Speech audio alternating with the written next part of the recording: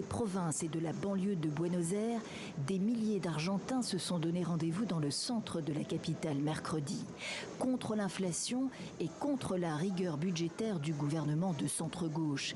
Les autorités sont soumises au refinancement de la dette extérieure du pays dans le cadre du remboursement du prêt de 44 milliards de dollars octroyé par le FMI en 2018. Parmi les protestataires, des élus de la gauche radicale. C'est un cocktail explosif. Il n'y a pas de travail, les emplois sont précaires et personne n'a de quoi manger suffisamment.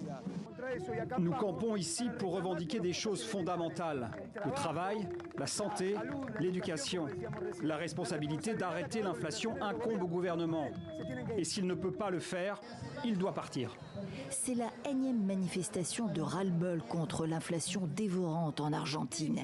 Plus 8,4% sur un mois, un plus haut depuis 21 ans, et près de 109% en avril d'un an sur l'autre. Une hausse des prix alimentée, entre autres, par la hausse des taux d'intérêt.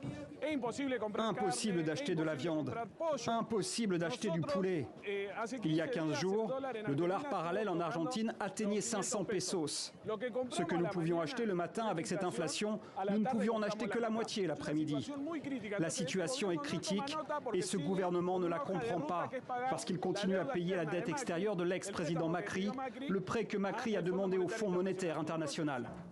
Dépréciation du peso à vitesse grand V et perspective d'un retour de l'hyperinflation à 3 chiffres, comme dans les années 90. Un cauchemar pour les Argentins. Pour l'heure, selon un rapport début mai de l'Université catholique, un tiers des enfants étaient frappés d'insécurité alimentaire à la fin de l'année dernière.